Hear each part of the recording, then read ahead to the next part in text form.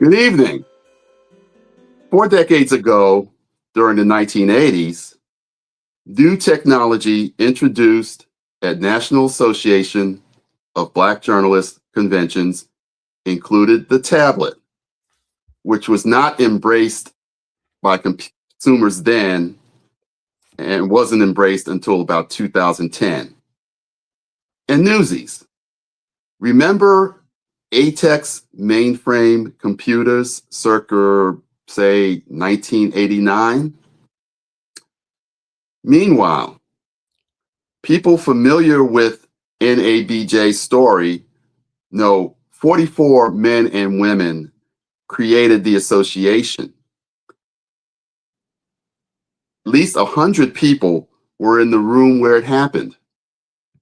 What happened to those other 50 or so folks? I say all of this to welcome you to the finale of 4 NABJ Black and Golden episodes, 50 years of the National Association of Black Journalists. I am Wayne Dawkins, author and editorial director of the book, and my co-authors today are Ingrid Sturgis, PhD, who will talk about technology, and Gail Pollitteri, who will talk about the journey of our public relations and media-related members. So good evening, colleagues and Good friends. Hi. All evening. Hi. right, so let's get started. Ingrid, I'd like to start with you. Why don't you just take professor's privilege and describe your career in an elevator speech? Well, I'm someone whose career has spanned all media. So I've worked in print, magazines,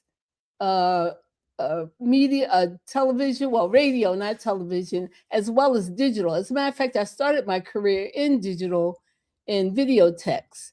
From there, I went on to edit a couple of magazines as managing editor, BET Weekend.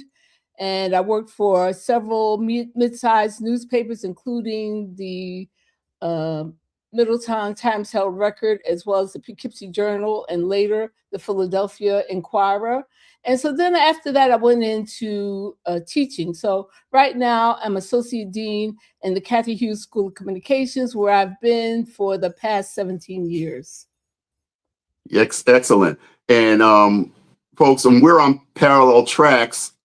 She's at the Cathy Hughes School at Howard. I'm down the road at the Scripps Howard School at Hampton University. So we've also transitioned from long newsroom and other careers into academia, and we're training the next generation of communicators. Okay, so and I'd like to give you the first question, Ingrid. So you wrote the chapter on technology. Would you like to talk about some of the leaders among us in the tech field? In NABJ, we have a few people who I would consider leaders in the tech field. One of them would be Retha Hill, who early on worked at BET.com and helped shape the content and the direction of that. Before that, she worked for the online unit of the Washington Post as well. So she did a lot of online trailblazing for many of us.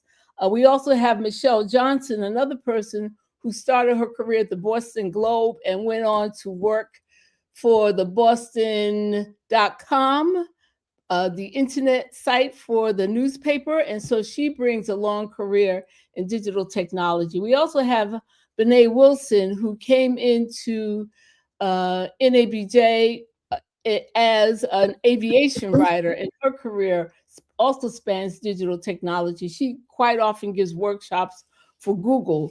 And we also have Sybil Bennett, who also was in the internet digital space. And so I think just the short list, those are some of the people who kind of led the way for the integration of technology into the organization and down to the members, and responsible for training a lot of the members as well. There are other people, but those are the ones that come top of mind for me right now. Yeah, they're pretty much the tip of the spear, indeed. Okay, so that's a good way to get us started. Now, Gail, why don't you take a little time and summarize your career?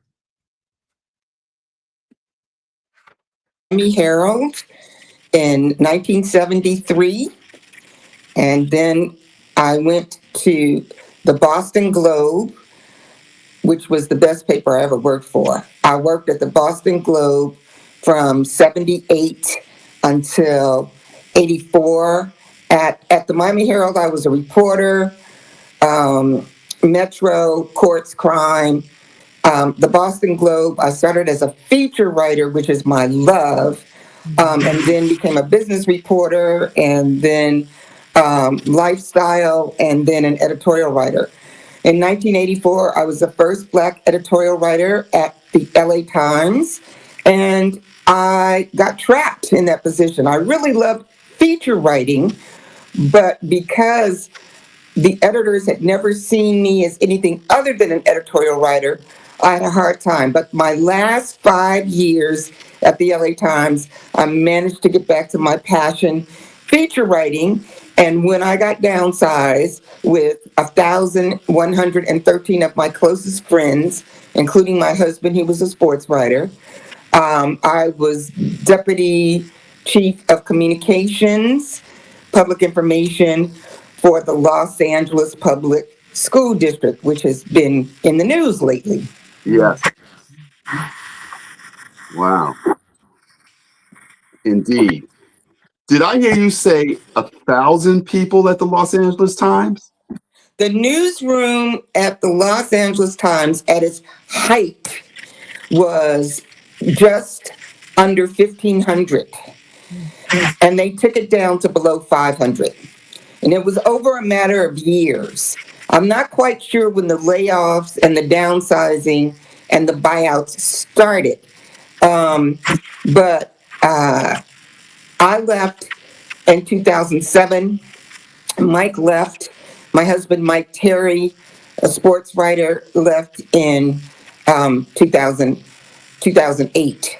And the buyouts continued. And in fact, in its new iteration, there were buyouts again a year ago where a lot of the Black and Latino, the minority writers got laid off because it's now unionized. It wasn't unionized when I was there, but Right. yeah, They were fiercely anti-union. Yes. I remember. Yes, and I'll just add as an anecdote that I love to tell, when the Los Angeles Times at its peak was even much more prosperous than the New York Times financially. So much so, a Sunday LA Times could weigh as much as over 5 pounds. And there's a story of a paper boy hurling a paper on someone's yard, and the paper landed and crushed someone's poodle. It was the actress Barbara Bain. It was a Hollywood type. She was on Mission Impossible. I don't remember if it was a poodle or whatever, but it broke the dog's neck. Oh, wow. Yeah, so folks, we all have anecdotes from our newspaper days. Okay, so in my intro, I said there were at least 100 people in Washington at the December 1975 founding of NABJ, but it was only 44 who emerged as the true founders.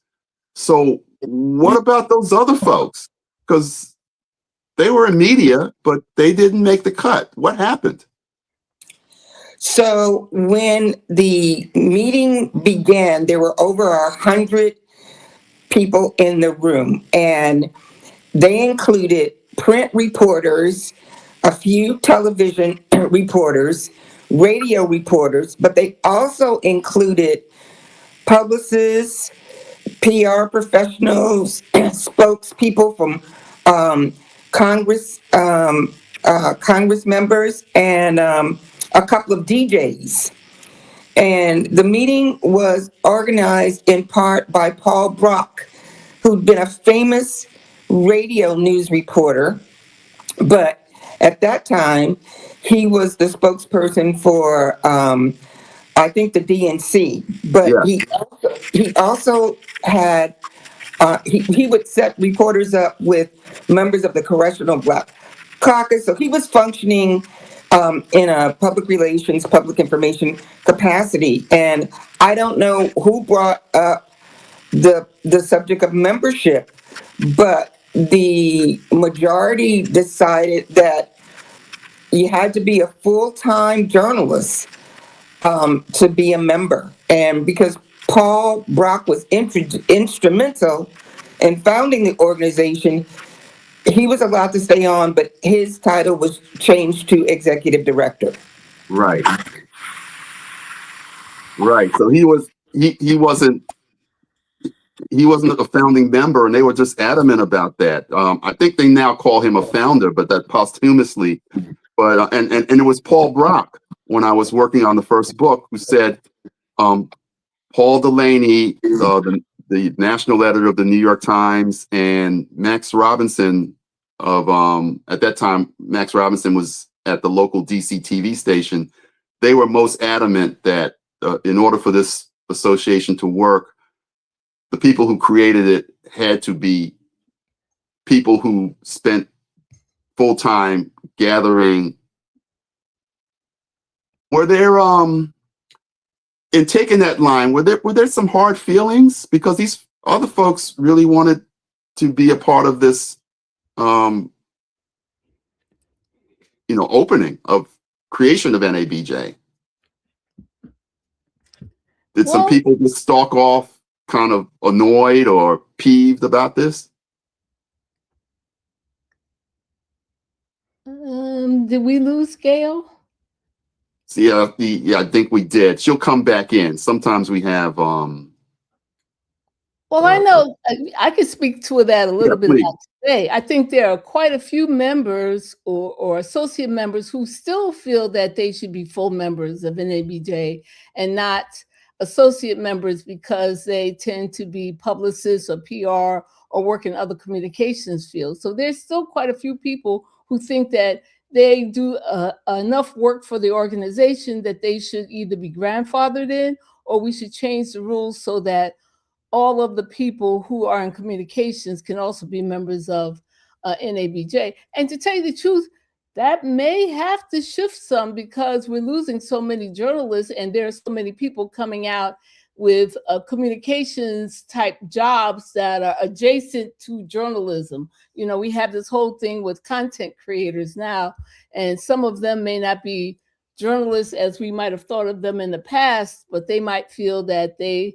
should be able to be a full member of NABJ. So we still have a lot of that back and forth between a lot of members.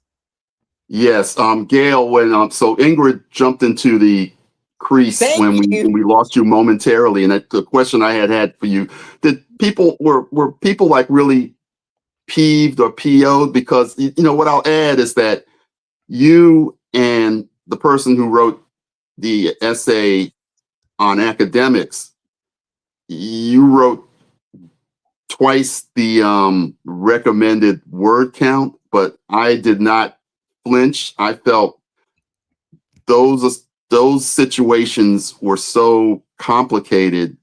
Yes, if you needed extra space, you had it, because it was it's like a relationship. It's complicated. The length is a reflection of my nearly 25 years at the LA Times, where long was always better. So I think that the animosity, well, let me back up. You mentioned Paul Delaney. So I was at the first conference in Houston, and Tom Johnson, Paul Delaney, the big reporters, national reporters with the New York Times, we really basically just followed what they told us to do. And they were adamant against having PR people and academics as full voting members. which was ironic because Texas Southern was hosting the first conference, and they had done all the work and put up all the money. But I'll just quickly summarize that this battle went back and forth and back and forth. And at one point, public relations professionals were full members. Then they were grandfathered in. Then they were switched back to associate members. Then again in the 90s, they were full members briefly and back and forth. Now they're associate members, but there is a movement to make them full voting members of NABJ. Right, because they're not full members, they can't vote to elect the top officers, the president, I can't vice hear president. They can pick their spokesperson, their representative, but they're locked out of voting for the full-time working journalists can vote for the top slate of executive level officers. So that's been a sore point. Yes, indeed. Yes. You know, the other thing too about that, remember, as academics, we are not full members either. We're associate members, and some of us have been longtime journalists, and that's also a fight that we've been waging with the national organization, because we feel that we've been in the business long enough to be grandfathered in as associate members, and some of us still practice as journalists, maybe not full-time, but we're still practicing journalists even as we teach our classes. So that's another issue that we're dealing with in terms of who's a member of NABJ. Yes, and in fact, so much you all so. can't hear me? Yes, we can hear you. Okay, Yeah. so currently, if you were a full-time journalist for 15 years, you're grandfathered in. So you should be a full member. And I know PR people who are full member. And when I left the LA Times and went to the Los Angeles Unified School District, I was grandfathered as a full member. So part of the problem is not everybody knows what the rules are. Yes. And that includes when we go to conventions. I wasn't sure when I started reporting on this piece, I wasn't sure who could be a full member in terms of being grandfathered in. Pat Tobin was grandfathered in. Marcy DeVoe was grandfathered in. So there was some confusion in my mind, and certainly in the minds of others. Yeah, and I want to add that this created an awkward moment because Milbert Brown, who was the academic representative and he was a PhD too, but had a long career as a news photographer. I told him that, yes, I joined academia 20 years ago, but I never changed my status. I always paid my dues as a full. I can't hear Wayne. Can you hear me now? I always paid my dues as a full-time working journalist, and despite being in academia, and he was stunned. It was like a matter of $20 a year, and he said, "I'm a man without a country." It was a shock to him, and he was our academic representative. So yes, to go to your point, Gail, often people didn't know what the rules were, and even if either of you want to speak to it, recently the media-related members were almost X'd out. Not that long ago, about 10 years ago, there was some kind of referendum, and some folks still wanted to kind of push them out the door, which, Ingrid, to your point, is dangerous because, yes, the traditional newsroom jobs we talk about are gone. There are these other types of work in media, and we're going to have to figure out how to make that work for us as an association. Mm-hmm. Yeah, there's going to be I would, because so many people have been pushed out of the profession or left the profession, I think we're going to really have to think about who is a true journalist and who is practicing journalistic principles in their work. And I think we can make some changes based on that. But if we look at only those who work in news organizations, we're really going to have a struggle to maintain our membership simply because so many people are not practicing journalism as we once knew it. So that's Yeah. something that we're going to have to deal with. And I don't think we've gotten to that point yet because we're still fighting the battles with academics and PR people. Right. And even those who still stay in practice, it's been perilous. Let's take what happened to Don Lemon, where he was arrested. He was accused of disrupting a church service, but now we're learning that based on he was still maintaining the same journalistic principles. He knew where the line was, but he's independent now. He doesn't have the protection of a major news outlet. There was another woman who has been doing this for 15 years, practicing the craft and staying within the boundaries that we were taught. But yeah, that opens up a whole nother area. I'm sorry to interrupt. I hear Ingrid fine. I can't hear Wayne at all. So I Wow. don't know if you're asking me a question or not, but I can hear Ingrid, but I can't hear anything that Wayne is saying. Ingrid, can you hear me? Yeah, I can hear you. And I've been trying to make sure that she gets a gist of what we're talking about. Yeah, I can hear you fine. Okay. Okay, Oh boy. so I can't What's hear. happening, your signal is getting weaker and weaker, Gail. That's what's happening. That's why I keep kicking you out of the room and having you come back in. Okay. Oh, okay. Oh, okay. All right. I hope it isn't a dead spot in your space. Okay. Well, let me. You can put the question in the chat if you have a question for her. Okay. Or I can relay the question. That way, because I have the device up on the tripod. Well, let me throw to you, Ingrid, and then we can get Gail in this. If you were there, I know in 2023, one of the big symposiums in Birmingham, Alabama, was about this coming AI and media, and people on that panel, including Retha Hill and the editor-in-chief of the Associated Press, said, well, we're already using it. We're already using it, whether we have AI writing up the sports scores. They no longer send a reporter. They just maybe just have AI write a brief story, who won the game yesterday.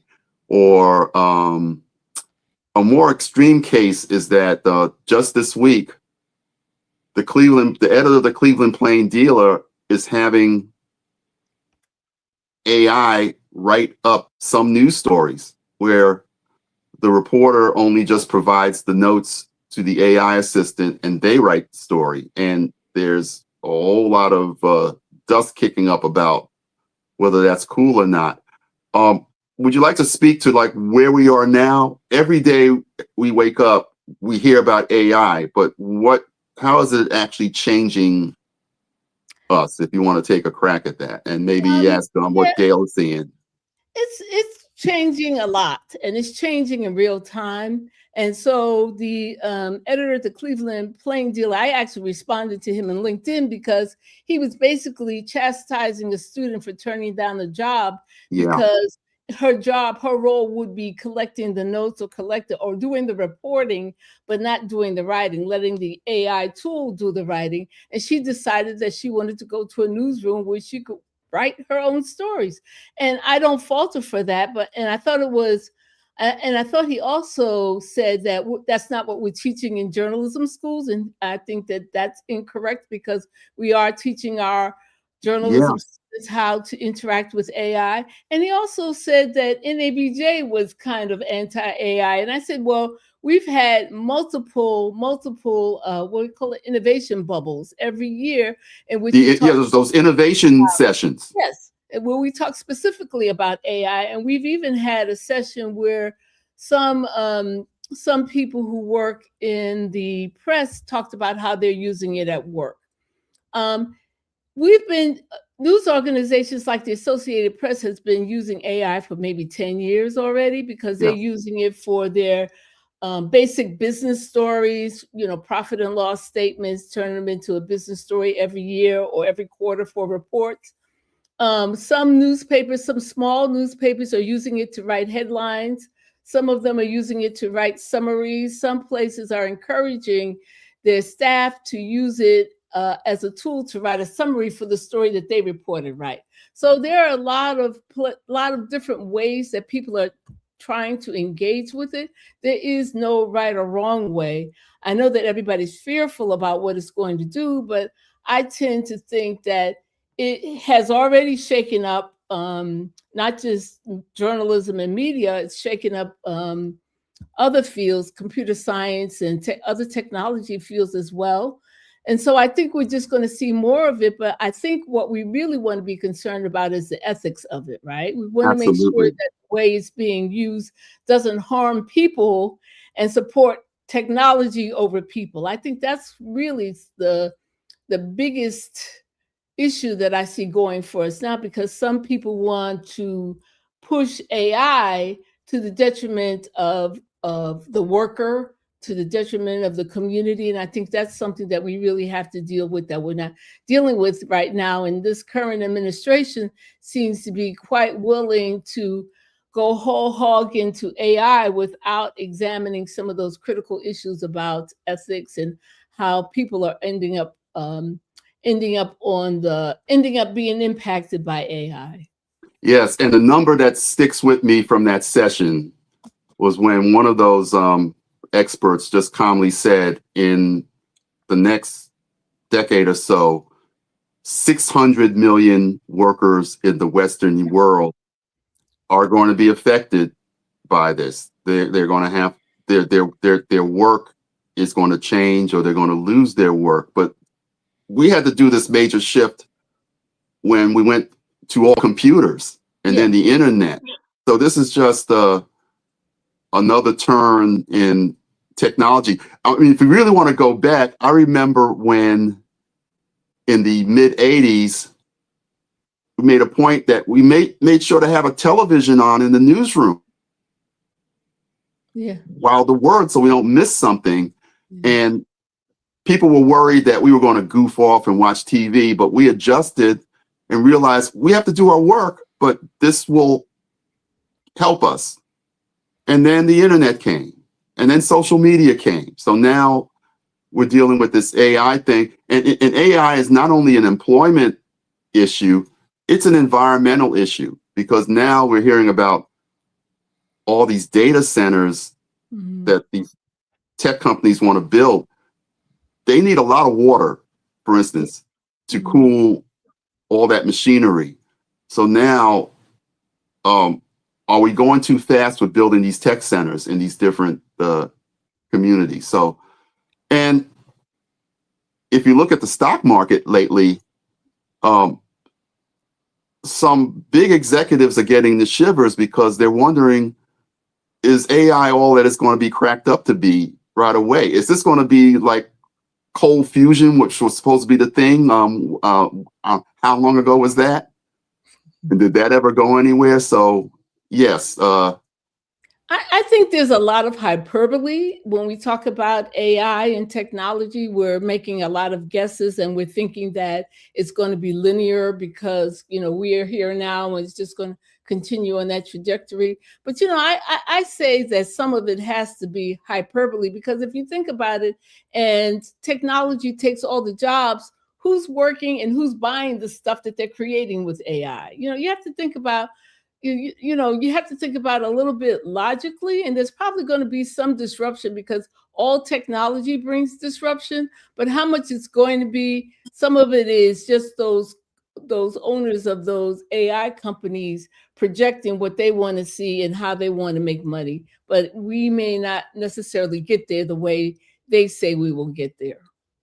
Yes. Could you, Ingrid, could you try to bring Gail in because she's in LA with Hollywood, and I know they Yeah. were freaking out a bit over this. Gail, did you hear the question? The question think- is, how I is think it going to we're waiting- impact? How is it going to impact LA and Hollywood and that area with AI and technology? Oh, okay. So I don't use AI very much, and I've had some negative experiences asking questions and getting answers. And also, as a journalist, I love writing. I enjoy reporting. I especially competitively and finding out something doesn't know, but it takes me a long time to write. And my husband, a former sports writer, can write a story in 15 minutes. But I'm writing word by word, and I'm looking for music, poetry, a turn of a phrase. I'm looking for something that the reader can see or that the reader would remember. And all I know about Hollywood is what I read in the LA Times, that the use of AI is going to cost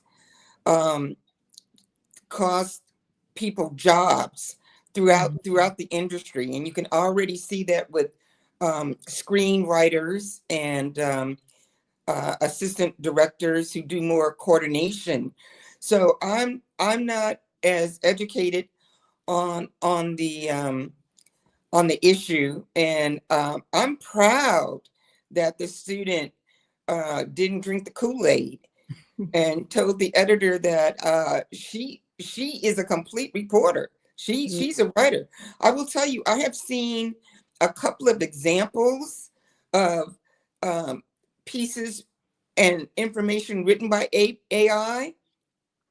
No grace in the writing at all, no rhythm, no music, just straightforward, nothing to distinguish that this is written for one paper or for a magazine. So I'm a dinosaur. I shouldn't say I'm a dinosaur. No, I do try absolutely to not a dinosaur. use technology to help the writing and reporting our process, but I'm not interested in AI, and I will just have to wait and see what happens.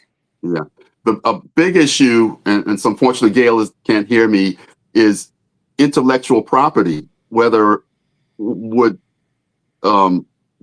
AI now, they could take your voice, the gifts you have, whether your speaking voice or your distinctive writing style, which is I tell students about voice, that great writers develop a voice. Sometimes you could read a writer, or we could read a writer and not see their name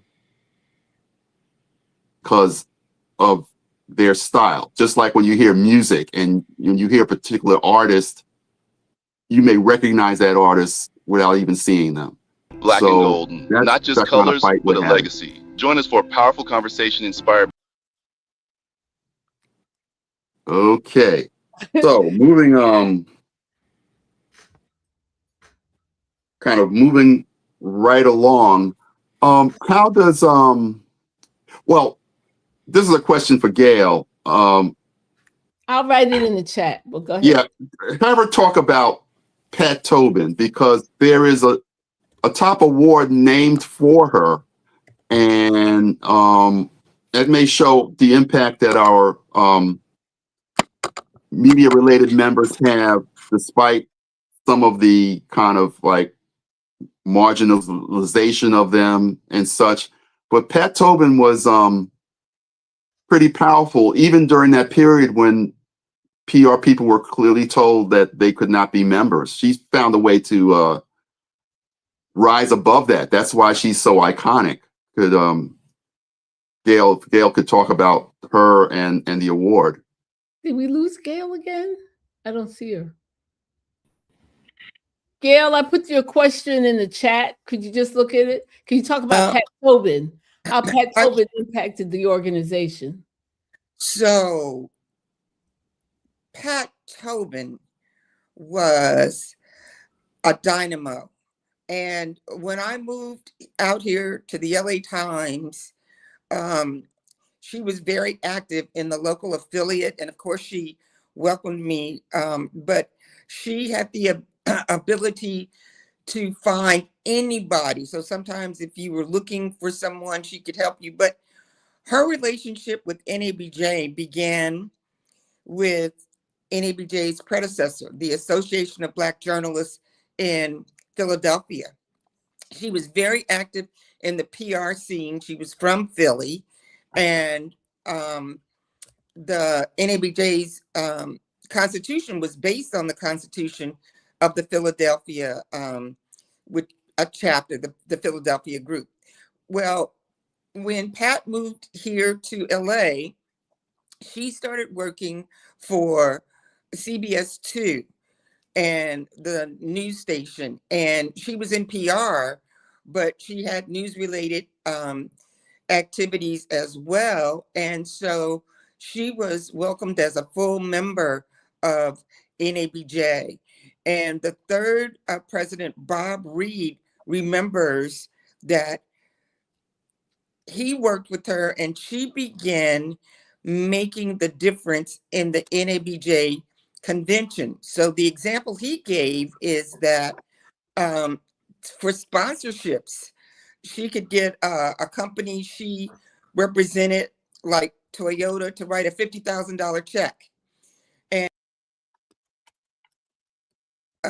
movies to NABJ, when Spike Lee's first independent movie came out, She's Gotta Have It, it was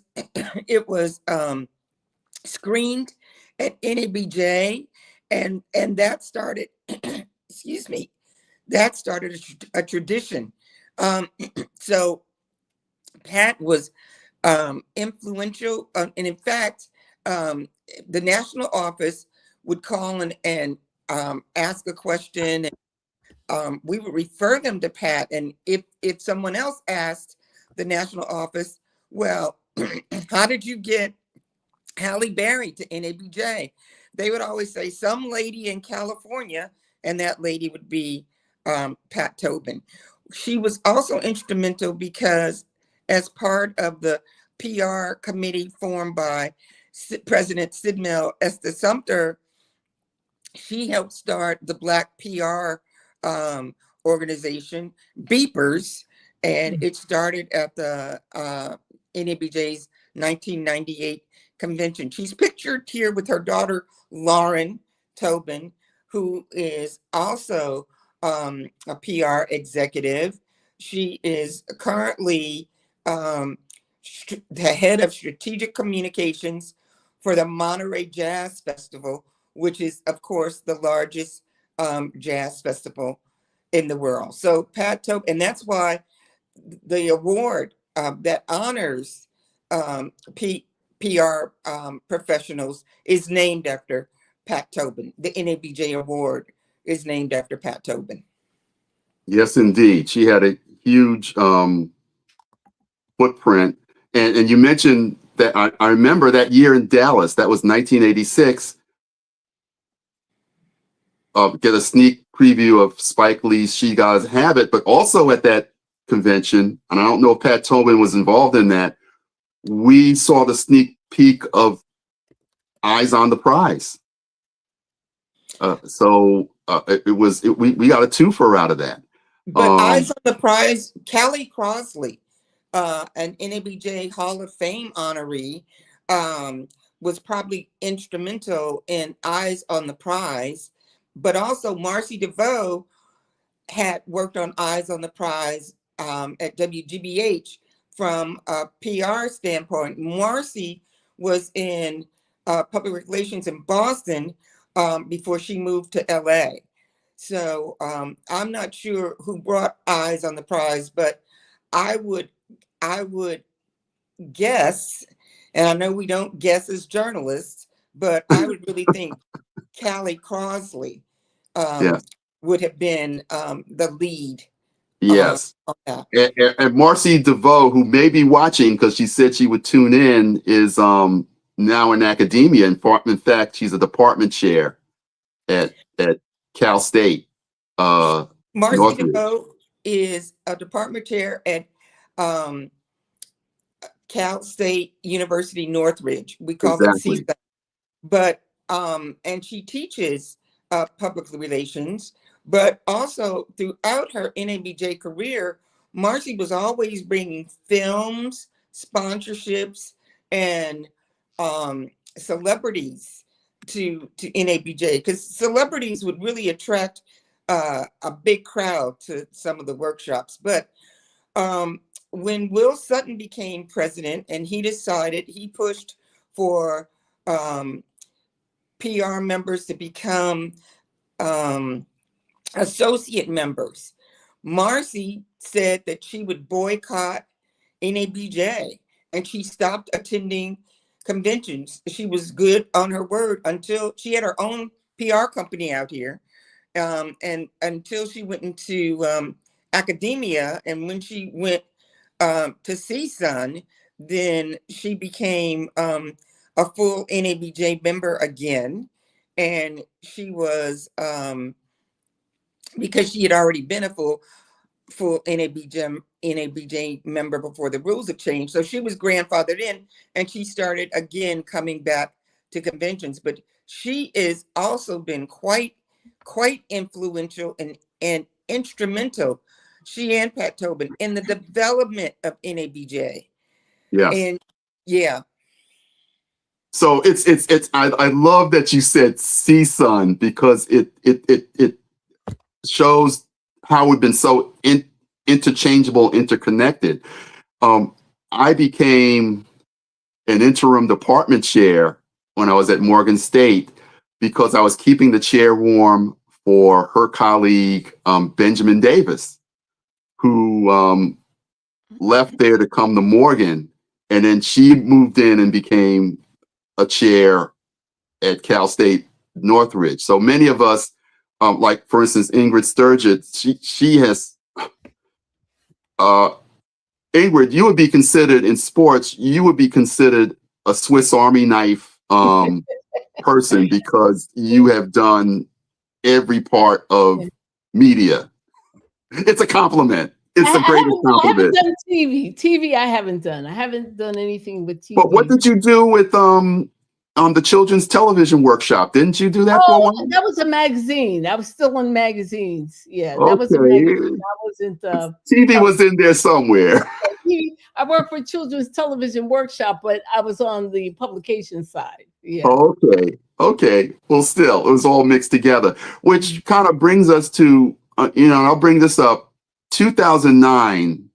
Okay, 2009. We were in Tampa, and the Great Recession, which devastated us and devastated other people, was starting to ease up. But I remember that's a milepost for NABJ, because now you could not just propose a workshop and then it would just be rubber stamped and approved. They created this tracking system, because now they said we were at the point, we have so many members that are near the end of their careers. We have to have better tracking. So we have programming on how do you transition to something else, because people were transitioning out. And I think, so that was more than 15 years ago. I would like both to talk about what the landscape is now, because if you're like me, when I go to conventions, it's not necessarily, I'm going to go to some sessions, but it's not like, if anything, I'm having informal conversations or meetings with colleagues from maybe 2, 3, even 4 jobs ago. And we're creating things, people coming in the door will go to a lot of these workshops, but there's some other kind of synergy going on. We have these different informal relationships. Would any of you want to speak to that? Because sometimes the most important decisions that are made are not made at a workshop. They may be made at the bar or over a meal or something. I'm not sure I can speak to that, because I'm still, teaching, and I'm still kind of active as a journalist, not nearly as what maybe I did 10 years ago. but certainly I'm not somebody who's stepped out into some other field. And yeah, we do look for projects to work with other people, mostly books. I spend a lot of time writing chapters in books for friends like you and Angela Dodson. But and I'm looking for other things to do. But when I go to NABJ now, I'm just going for the ambiance. The last year that I went, there were so many new people, young people that I didn't know, and so many people have stopped going, and so many, and even some of the sessions are not of my interest as much anymore. So my transition is to maybe make sure my students can get to go, make sure that the young people in my orbit understand the benefits of going to NABJ. So at NABJ, the transition for me and other people in my at my level, the transition is we still want to be active in NABJ, but we've done all the work. So we don't want to continue to do all the work and work at that level, but we want to be supportive of the organization and be supportive of the students and the young people that we meet who are in the industry. Look to us as for mentorship and friendship, and to be part of their executive cabinet, if you can call it that. So it's yeah, and you make a good point. I like the word you use, ambiance. There's a whole lot of ambiance. Let's say just step into our jobs and career fairs, and I'm thinking of the young people you're talking about. For many of us, our students. I know there's a booth where you can come like dressed to be on the anchor desk and get your photo taken. I see a long line of young people, including our son, who's on his 4th TV news job. And I'll just say this, my wife will probably hear this in the next room. He looks like he is camera ready to be on an anchor desk, but he is a producer and he loves producing and shooting. And he's in high demand. I'm going to say this out loud, self-promoting. He's in Atlanta now. I think he's going to be at CNN or something like that as a producer, because that's where he wants to be. And many of your Howard students, my Hampton students, and then there's FAM, Florida A&M, and others.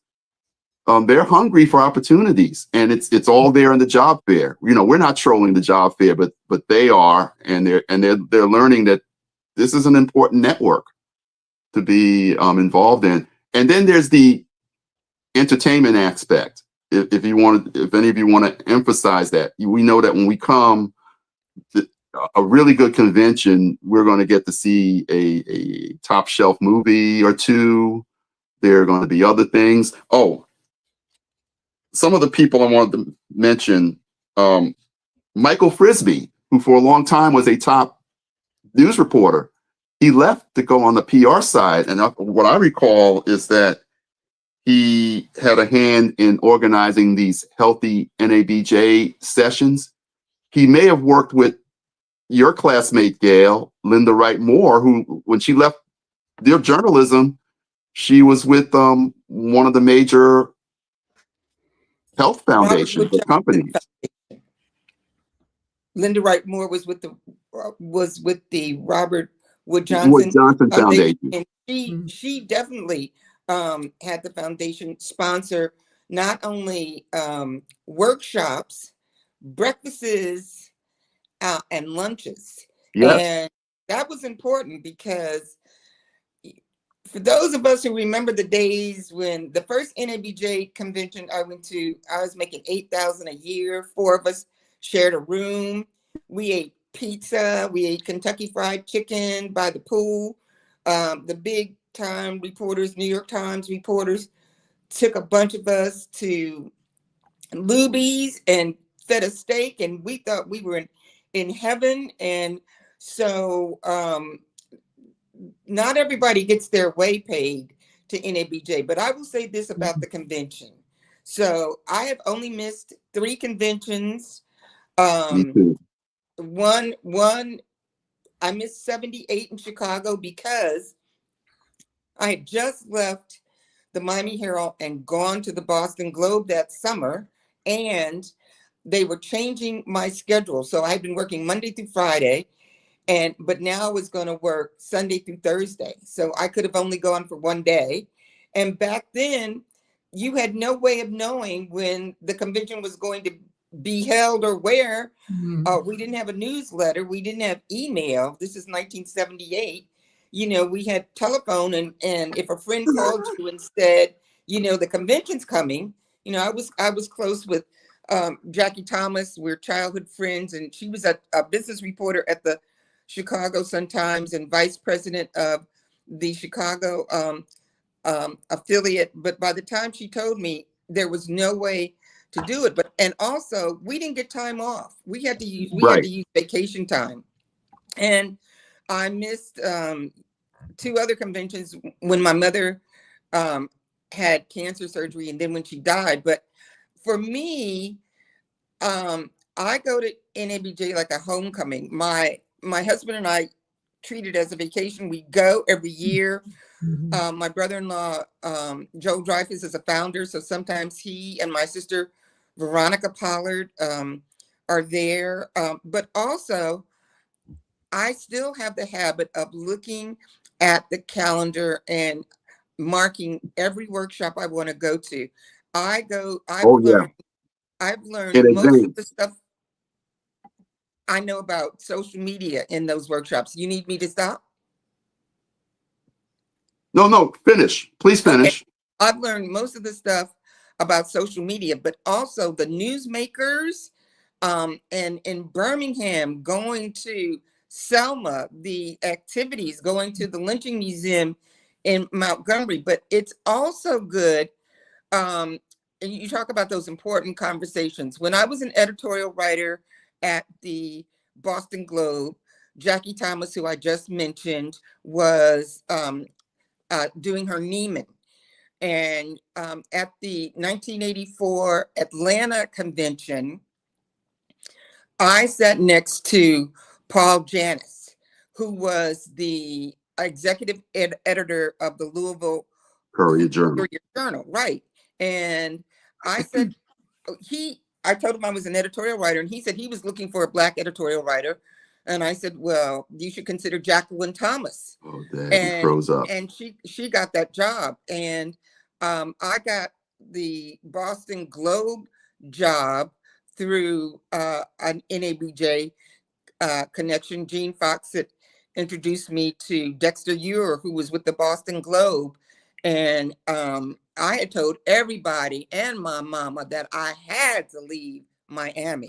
I really, really, really, really, I considered going into PR, taking a school board position in DC. But anyway, so I sent Dexter my resume, and he held it.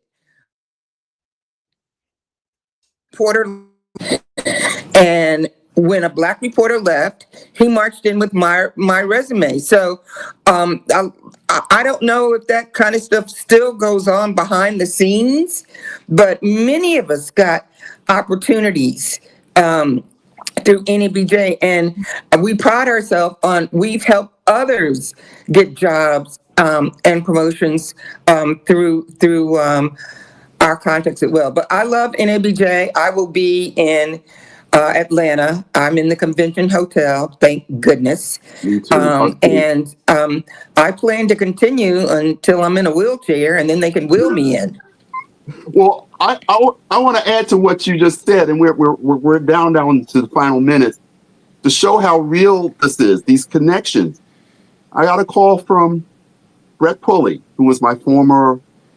He's a Hampton alum, but he was dean for a stretch while we were there, and he calls me. He's asking about a student, a graduate, who he's asking, well Professor Dawkins, do you know about so-and-so? I did not know this, but the student had a very good job at the Washington Post, and of its newsroom staff. he was trying to find out what this person was doing because Brett Pulley is now the bureau chief at Bloomberg News in Atlanta. And he said, well, this person may be a good pickup. Let's find them. And by the end of the week, I went searching for the person on LinkedIn. We connected him. So these are the kinds of things we do. It's like breathing to us. I know Ingrid does it. I know her dear friend and colleague, Yannick Lamb, does it. We talk to each other, and if the talent is out there and people are willing, we try to get them to their destination. That's one of the great strengths of the association. Yep. Yes, indeed. So as we start to wind down, let's see. I'd like each of you to give your closing arguments. If there's anything else you'd want to add in these final 2 minutes. Let's start with you again, Ingrid. Anything that? Yeah, I love NABJ. I tell you, I tell everybody, I wouldn't have a career except for my experience with the local chapter, the New York Association of Black Journalists, as well as the national chapter. I worked mostly on the local level. And I tell you, through those connections, I've had lifelong friends. I've had people that I've known over the years, people who tell me about opportunities, people who've come to work for me in the various editorial roles that I've had. I tell students, at the very least, becoming a member is joining a fellowship, a sisterhood fellowship, a kind of sorority, fraternity. But it's been one of the most rewarding opportunities of my life. And I really appreciated being able to contribute to the book Black and Golden, because I think that the digital, the technical part is often left out of the story of all these organizations. And so I really appreciate being able to contribute that part to the book and to, to work for you. You worked with me, not for me. You definitely worked with me. The same for Gail. Gail, would you like to give your closing argument? Gail, can you say a few words for closing? You may have to relay. Did we lose her?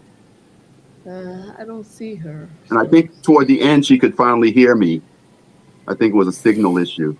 Well, while we're waiting for Gail, I just want folks out there to know that the book Black and Golden, 50 Years of NABJ, is available on Amazon.com.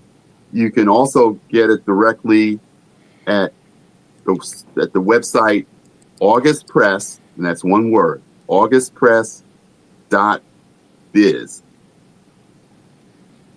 Okay, and it's been a pleasure having this. Let's see, we're right approaching the end of our time. I don't know what happened to Gail. She's not here. Okay, well, I will just say again, thank you, Ingrid Sturgis. Thank you so much, Gail Politeri. And we're signing off until next time. We'll see you all again on the Urban Byte Network. Good night. Thank you so much. Good night.